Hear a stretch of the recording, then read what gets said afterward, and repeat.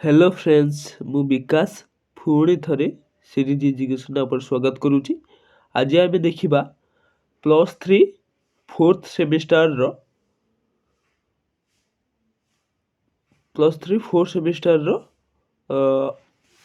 ଏଥିସାଟ୍ value, okay, ଯେଉଁଟାକି compulsory ଆମର ରହିଛି ନୈତିକ ମୂଲ୍ୟବୋଧର ଛାତ୍ର ଜୀବନ।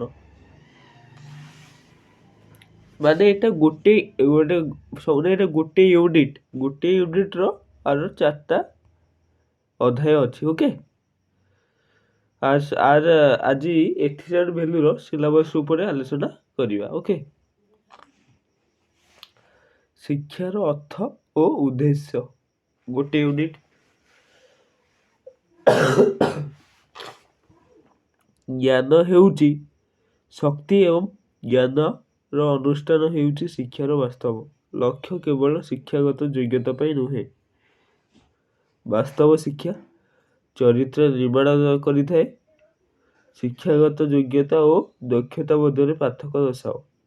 ଶ୍ରେଣୀ ଗୃହ ମଧ୍ୟରେ ଶିକ୍ଷାର ବିଫଳତା ଓ କିନ୍ତୁ ବାହ୍ୟ ଜଗତରେ ନୁହେଁ। ପରୀକ୍ଷାରେ ଫେଲ୍ ହେଲେ ମଧ୍ୟ ଜୀବନରେ କୃତକାର୍ଯ୍ୟ ହେବା।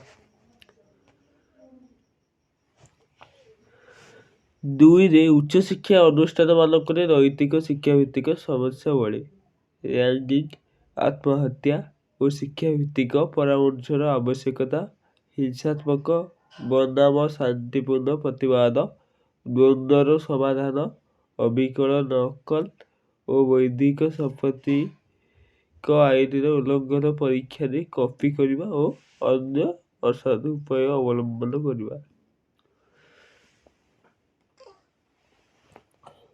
ଉଚ୍ଚଶିକ୍ଷା ଅନୁଷ୍ଠାନମାନଙ୍କର ଆନ୍ତର୍ବ୍ୟକ୍ତି ସମ୍ପର୍କ, ଗୋଷ୍ଠୀ ଜୀବନ, ସବୁଜ ପ୍ରଚାରକ ଓ ଶକ୍ତି ସଂରକ୍ଷଣ, ଛାତ୍ରାବାସ ସମେତ ଶିକ୍ଷା ଅନୁଷ୍ଠାନର ଗୋଷ୍ଠୀଗତ ଜୀବନ, ଆଞ୍ଚଳିକ ସାଧାରଣ ଅଞ୍ଚଳରେ ଅନ୍ତର୍ବ୍ୟକ୍ତି ସମ୍ପର୍କ, ଛାତ୍ର ଓ ଶିକ୍ଷକ, ଛାତ୍ରଛାତ୍ରୀ ଓ ମହିଳା ପୁରୁଷ ସକାରାତ୍ମକ ବନ୍ଧୁତ୍ୱ।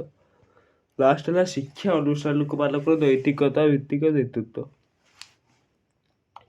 ସମସ୍ୟା ସମାଧାନ ନିମନ୍ତେ ନେତୃତ୍ୱର ଧାରଣା ଓ କୌଶଳ କ୍ଷେତ୍ରରେ ସମସ୍ତଙ୍କ ନେତୃତ୍ୱ ଭିତ୍ତିକ ଭୂମିକା ରହିଛି।